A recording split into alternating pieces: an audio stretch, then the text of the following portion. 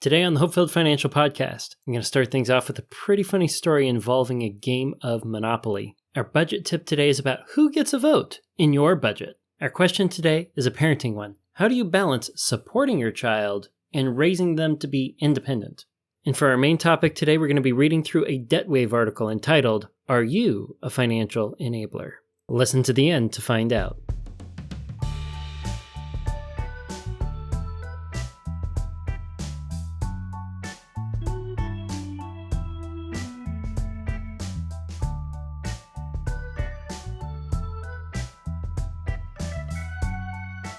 Good morning and welcome to the HopeFilled Financial Podcast. My name is Jay Desberger, your one and only HopeFilled Financial Coach, and I'm very happy that you're here today. Imagine this, it's the end of the semester, it's finals week. I want to celebrate with my friends before they go leave for Christmas break. And when it came to throwing a party in the evening and you were going to be serving dinner with friends, well, my number one go-to in the wintertime is going to be chili and cinnamon rolls. Now, if you're not from the Midwest, that's not chili and cinnamon rolls together. You serve a bowl of chili. And if you're familiar with cornbread on the side, instead of cornbread, you serve a cinnamon roll. If you're taken aback by this, yes, it is a thing. I know that people from Nebraska say it's a Nebraska thing. People from Kansas say it's a Kansas thing. Maybe I can go into the history of chili and cinnamon rolls in a future episode of the podcast, but that's not the focus today. So I'm throwing this dinner party. We have got chili, cinnamon rolls, and Monopoly. It's Thursday or Friday of finals week, and I invited a whole bunch of friends to come over, and only 3 or 4 of them were able to make it for the Monopoly party. But that's all right, I've got enough people that we can enjoy a nice meal, celebrate the end of the semester, and play a good game of Monopoly. Now, one of the friends who came over for the Monopoly party was Rachel. Rachel, in particular, does not like children. Now, my sister was a young girl at the time, and she had 5 older brothers. So Rachel was the only girl who was coming over for this party, and she wants to make friends who are girls. And she knows that Rachel doesn't like children. So she feels this odd compulsion to not offend Rachel so that they can become friends, even though she may or may not be considered a child. Rachel sort of catches on to this, that Janae's trying really hard to make friends with her, and recognizes that she could leverage this desire that my sister had to her advantage. During the Monopoly game, Rachel didn't want to get up from the table to go grab any of the cookies or snacks that we had off to the side. We in particular had a case of Oreos across the room in the kitchen. Now, instead of getting up herself, she would ask Janae, "Hey, could you go get me an Oreo? And if you do, I'll give you $5 in Monopoly money." It may have been more, it may have been less than $5. The amount really doesn't matter. The fact of the story was, Janae was all too willing to try to engage in a relationship with Rachel by going and grabbing Oreos, by sort of, in a way, in the exchange, buying friendship. And Rachel had absolutely no interest in developing a relationship with the child, but she knew that her desire to be friends was something that she could leverage to her advantage. Now, it was kind of funny, all of us playing the game of Monopoly and recognizing what was happening. My poor sister didn't quite see what was going on. My sister's heart was really into it, and it was kind of sad, I guess, that she was trying her hardest to be friends when there was really no real friendship that could be fostered out of the situation, at least not at her age. But here's what I want you to remember from this story. Monopoly money is primarily used to play the game of Monopoly. You buy the houses, you buy the hotels, and you pay people when you land on their property. The Monopoly money is not intended to be utilized in a relationship outside of the game. It's not even supposed to be a medium of exchange for food or for favors.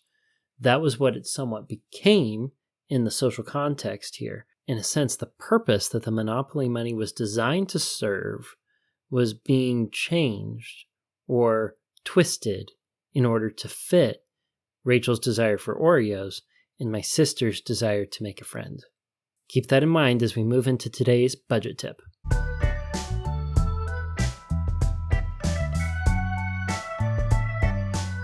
Today's budget tip is that only you and your spouse, if you're married, get a vote in your budget. You might say, well, duh, I'm the one who's in charge of the budget. However, there is such a thing as situations where you interact with family or friends and you start feeling peer pressure to conform to the desires of those who are not in your household. I know for some of you listening, you have experienced a pressure from outside of your household to do something with your money that you otherwise wouldn't have done. Now, that's not to say that you can't get good budgeting advice from outside your household. If that were the case, I wouldn't be a very valuable financial coach. It would be like, well, you're entirely in charge. I'm not going to give you any advice. You got to figure it out yourself. No, there's a place to hear advice, and that's really where this budget tip falls. Don't confuse outside advice with a vote in the budget. When you get advice, you can either listen to it or you can ignore it, but it's not necessarily a vote. You are the only one who gets a vote. You and your spouse are the only ones who get a vote in your budget. Keep this in mind when you're having a budget meeting and getting your budget ready for this upcoming month. There was a Dave Ramsey call where the wife calls into the show and says, hey, I don't feel like I get a big vote in our budget.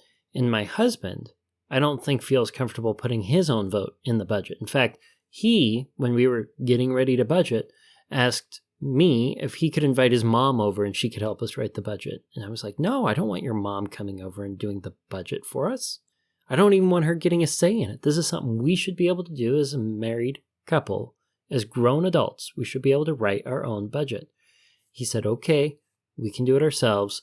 And then when they're having the budget meeting, leaves the room for a little bit, calls his mom. His mom comes over and starts helping them with the budget. And slowly, the wife gets edged out of the conversation.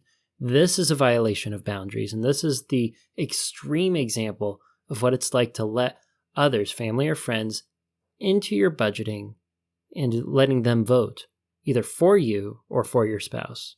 And I hope that little side story from the Dave Ramsey show serves as an example why this budget tip and why financial boundaries are important.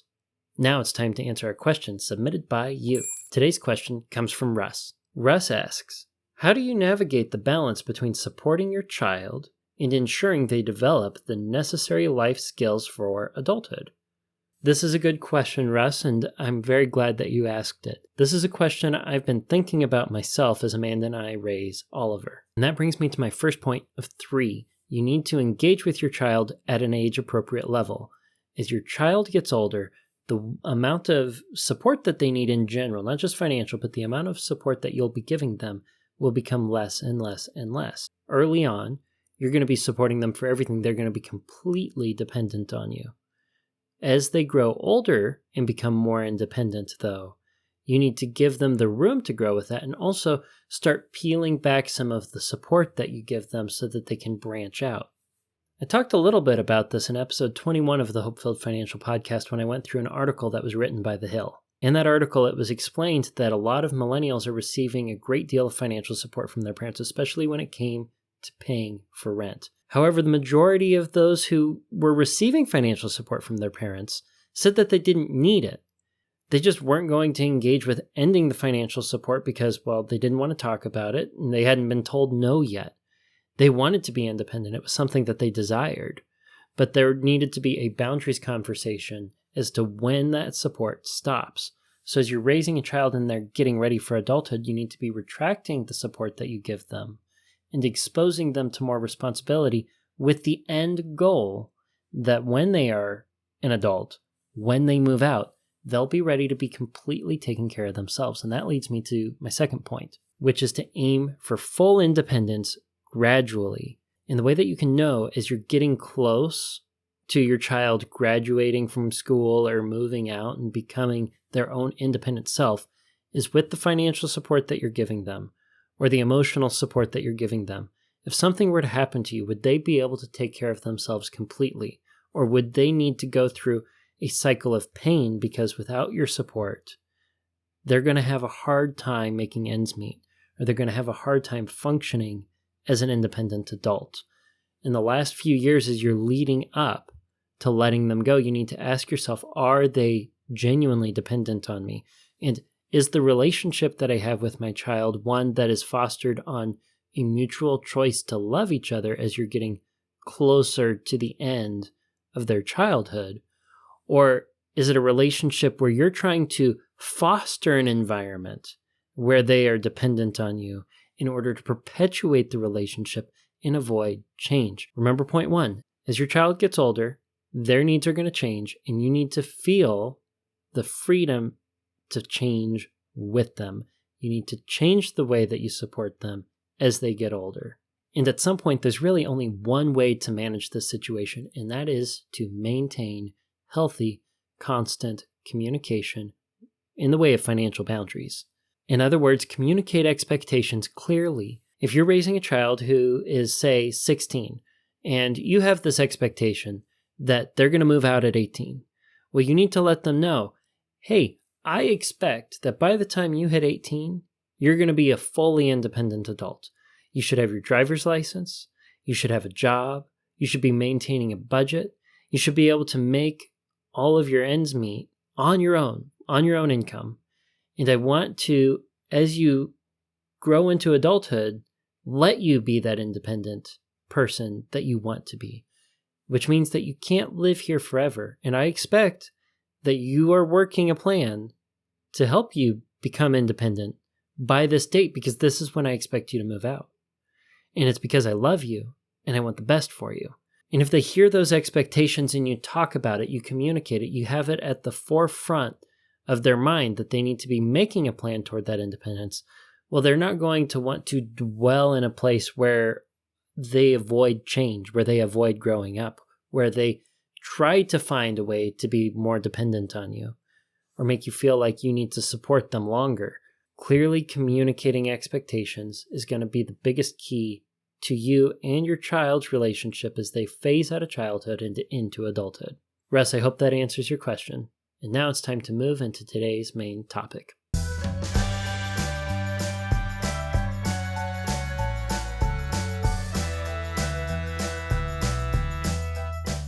For today's main topic, we're going to be diving into an article by DebtWave.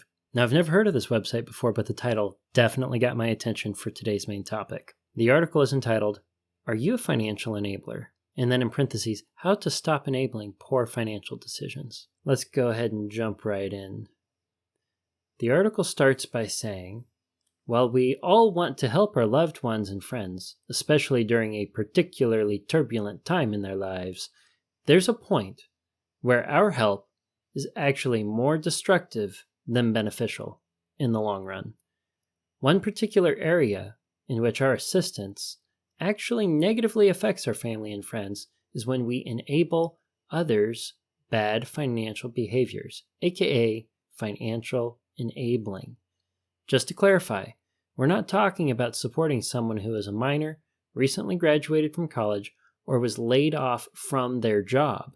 We're specifically addressing those scenarios in which an adult, relative, friend, or romantic partner is capable of working or financing their own lifestyle, but chooses not to, or is too lazy to hustle to earn their own money. This strongly relates to what we were talking about in the answer to the listener question. However, it's focusing on the time after you're taking care of the child, after they're no longer legally dependent on you entirely. Now, you want to raise them so they can be independent after they grow up. And in the case that they run into a particular tribulation or turbulent time, as the article says, we want to raise our children so that they can face those turbulent times, those challenges that they run into, and succeed financially without our support, if possible. Because we're not always going to be there for our kids. We want them to be able to take care of things themselves. That's why it's important that we teach them to save money, to have an emergency fund, and to be following a proven plan for financial success. Before we jump back in, I want to highlight that the article seems to be focusing on a situation where the adult that you're supporting, the friend or the family member, whoever it may be, is living irresponsibly with their money. For example, if they were on a budget and they were managing their money in a healthy way, they wouldn't need any outside support whatsoever. However, they're engaging with irresponsibility, be it financial irresponsibility or a behavioral irresponsibility, and that puts them in a position where they need help with money, or they say they need help. And by you giving them financial support, what you're doing is enabling the behavior that is either not writing a budget, not acting responsibly, or engaging in unhealthy, repetitive behavior, bad habits. You're basically funding those bad habits by giving them money to pay their rent or their mortgage when they spent it all on other stuff before the mortgage or the rent was due. And that takes us to the meat of the article, which reads, what does financially enabling look like? Financial enablers are typically financially stable individuals who tend to feel guilty about their wealth, especially when they see that their loved ones or friends are struggling financially. However, some financial enablers live on the brink of bankruptcy, but feel guilty if they don't help others with what little they may have. There's nothing wrong with wanting to help someone, but if we're not able to put our financial oxygen mask on first, well, by trying to help others, we're just putting ourselves in a position where we're exposed to undue financial risk.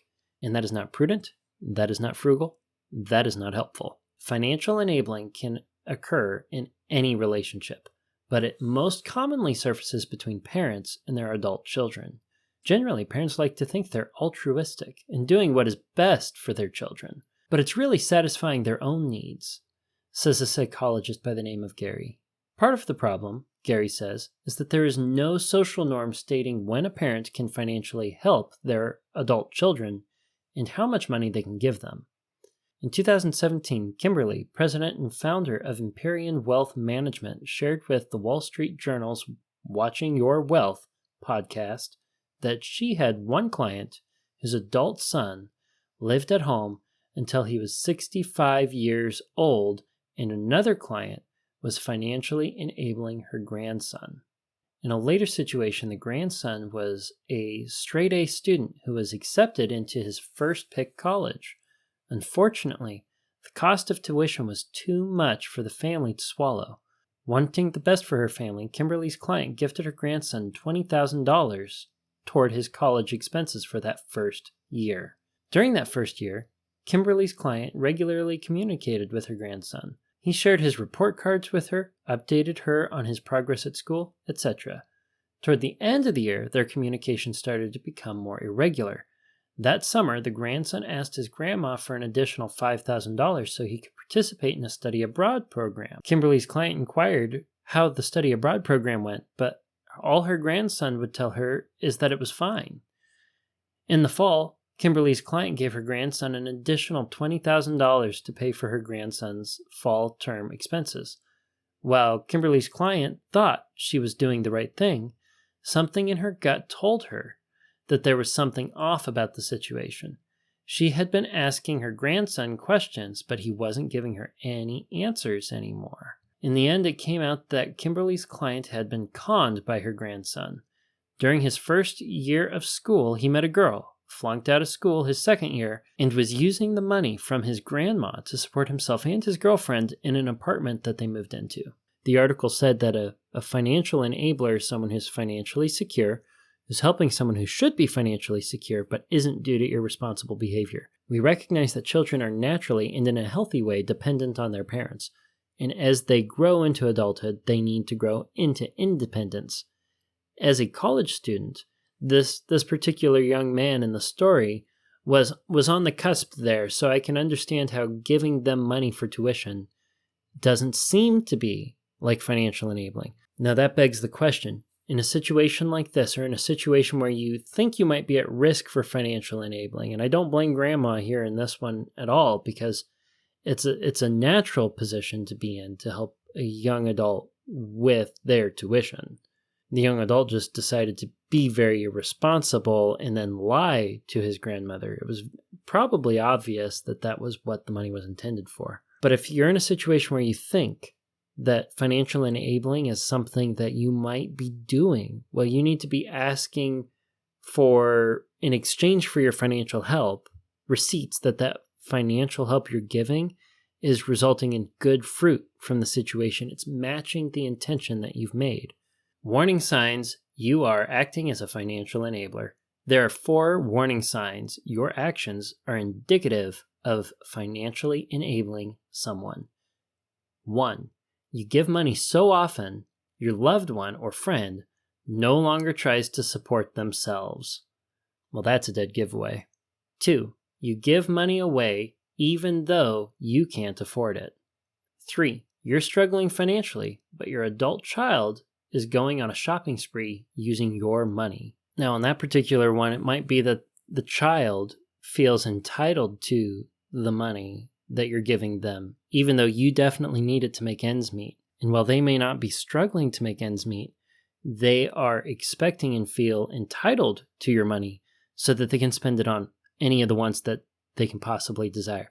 I think that is less of an indicator that you have fallen into financially enabling and that you failed to raise a child who wants independence. You raised a child who knows that they can get what they want from you.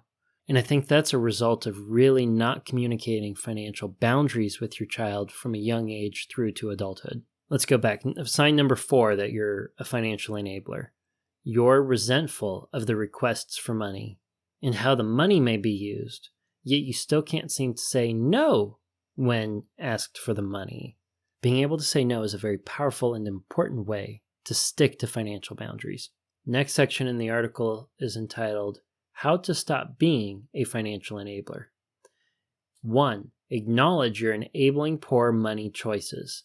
To stop enabling bad financial behaviors, the first step is to admit to ourselves that we are financially enabling our loved one or friend. We also have to acknowledge our actions are part of the problem. We don't want to believe a loved one would manipulate us. But if you sense in your gut something is wrong, Kimberly recommends listening to that instinct. Even if we had a valid reason for helping a family member after they lost their job or went through a divorce, Kimberly says there's a point in time when a life event no longer is an excuse for why someone needs financial assistance. We need to recognize here that taking friendships and relationships and family and intertwining them with complications of financial dependency is a good way to wreck those relationships and cause more harm than help. There's a lot of goodwill in wanting to help, but the result is genuine harm that can pull the relationships apart. And part of the reason is this is a perversion of financial boundaries. It is a misuse of assistance. And while the assistance may very well be merited and in good faith early on, just like they said in the article, at some point it no longer is an excuse to be engaging with that dependence long term. We need to recognize when financial help is perverted into harmful behavior, because it's always going to be the healthiest situation for all of us to be financially independent in choosing to engage in our friendships and our family relationships, not because we have a financial dependence and not because we have financial expectations of each other, but because we choose to love one another, to spend time with one another. It is a choice that you get to make freely. Financial dependence is like a handcuff that holds you in the relationship whether you want to be there or not. And that kind of handcuff in the relationship is poisonous at its foundation. Okay, 2, the second way to stop being a financial enabler. Give yourself permission to say no. I fully agree with that. Give yourself permission to say no to requests for money favors. Take note of money favors. Who is asking you? What is the situation? What is the time of day/year? Is there a pattern? You don't always have to run to the rescue with your wallet. Support, advice, or pointing friends and family in the direction of resources like San Diego Financial Literacy Center or HopeFilled Financial Coaching can be more helpful instead of furthering a potential life-crippling habit. Agreed. Okay, 3, giving only what you can afford to lose. Third, if you decide to give a loved one or a friend some money, only give them what you can afford to lose. Before you give them any money, make sure your bills are paid, your needs are met, and that you're adding to your savings before you lend a large or small sum of money. The biggest risk facing retirees these days is being a financial rescuer to adult children, says Tom, a certified financial planner. And while I've already used it before in this podcast, and I'll use it again for sure, this is the oxygen mask example. When you're on a plane, you got to make sure your mask is on, that you're taken care of before you help others. If others indeed need your help, you need to make sure that you're, by helping them, not preventing yourself from helping many others or helping that same person again in the future. You can't cripple your financial security for the sake of someone else if it means that you yourself are going to be exposed to undue risk. 4. Teach your children financial responsibility. 4th is to assist your children with their finances through college. Slowly ease them into adulthood by having them take more responsibility for their finances. After they graduate college, have them take over paying their cell phone bill. After 6 months, have them take over their car insurance, etc. Now, you don't want to just spring these responsibilities on someone, and you don't necessarily have to wait until they're college-aged in order to start walking them into this.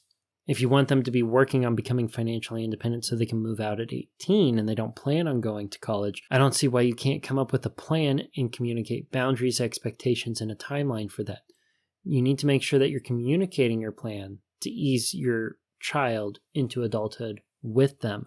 They need to know that the expectations there are firmly set and that those expectations are there, those financial boundaries are there because you love them. Back to the article, way number 5 that you can stop being a financial enabler is to bring in your financial advisor. If you're struggling to determine if someone is lazy or is truly incapable of making it on their own, involve your financial advisor or another family member to explain to that individual that you can no longer support them financially any longer. While Kimberly says it may sound harsh, the old adage is true. If you give a man a fish, he'll eat for a day. If you teach a man to fish, he'll eat for the rest of his life. The same thing happens with our finances. We can't rely on others to fund our lifestyle. We must learn to hustle and work hard to reach our goals, especially when it comes to adult children. Funding daily expenses while they spend money shopping, vacationing, and at restaurants increases the odds that those individuals will fall deep into credit card debt. And I think that's a really good point we haven't touched on yet. If you're giving money to an adult child, they don't need the money, but you're supporting them financially and continually giving them money so that they can engage with some of the finer wants that exist in life, so that they can have a little bit more fun, so that they can have an inflated sense of lifestyle. Well, the moment you can no longer support them because you're no longer here, or your financial situation has taken a turn and you can't afford to help them, well, now they have experienced this lifestyle creep and they're used to it and they're very happy with it. They're content with it. And they're going to be so much more attached to that potentially that they would rather go into credit card debt and start acting irresponsibly with their money because they've never had the pressure to take care of budgeting and make sure that ends meet. They've always had you there to catch them if something went wrong. You're always there to save them from a financial catastrophe. You are their safety net in replacing their emergency fund and replacing their discretionary income with your financial enabling. One more thing. This is why it's important to make sure that as you have a teenager, and I can't believe I haven't mentioned this yet on the podcast, if you have a teenager, you need to have them go through a financial literacy course before they graduate high school. For sure. Financial literacy is severely lacking in the United States. And that's why I offer through HopeFilled Financial Coaching a financial literacy course for teens. Now, I've only ever offered it locally to those in the immediate area who can sign up for the class. But if you're interested in doing a one-on-one version of this class and doing it over video calls because you're not local, well, let me know. Sign up for a consultation on the HopeFilled Financial Coaching website, hopefilledfinancial.com, and let me know that you're looking for a financial literacy class. I can help with that. Okay, back to the article. Let's look at the final point of how you can stop being a financial enabler. Number 6, work in exchange for cash. If it would be detrimental to your family member or friend if you stopped giving them money, consider asking them to do some work around your home or yard in exchange for the cash. Especially if you plan on hiring a gardener or your 12-year-old neighbor to mow your lawn, consider exchanging cash for chores. And if you have someone here that you've been financially enabling who's looking for an easy free ride, well, they're going to very quickly taper off from asking for help and try to get more easily received assistance somewhere else. The article closes with a note on financial therapy resources. Money is the number one source of stress for Americans, according to the American Psychological Association, APA, and it has been for years. If you think you may have an unhealthy relationship with finances, one resource for you to check out is the Financial Therapy Association, which was created by the APA in 2010. Financial therapy is a process in which therapists are equipped to help people understand what financial goals they have and how their emotions and behaviors can act as hurdles to reaching their goals. In America, we all know what we should be doing: spend less, save more for the future, says Brad, a financial psychologist, professor, and author. They continue, so more information about how to spend our money is not going to help. We need to look deeper at the emotional issues behind the problems. And that's really what I like to focus on when I'm working with a client is, what is your relationship with money like? And in what ways do you want your relationship with money or financially grounded relationships to change? I've asked it on a number of consultations. So how do you describe your relationship with money? I even had one client who was going through their first or second meeting with me, and they're like, you keep talking about the way that I relate with money or the emotions around money. Why can't we just focus on the numbers? Well, the emotions and the behaviors in the relationship are more of the driving factor for our personal financial success and our personal financial results from our monthly budget than the numbers are. We could have the best numbers in the world. I could write you a solid budget, but if you don't focus on your behaviors or your relationship with money, well, things aren't ever going to take a change because personal finance has got to start in here. I hope you found today's episode helpful, and if you did, please share it. I want to grow this podcast so that I can touch as many lives as possible with healthy, frugal financial literacy. And until next week, until next Tuesday, budget bravely and enjoy your hope-filled financial future.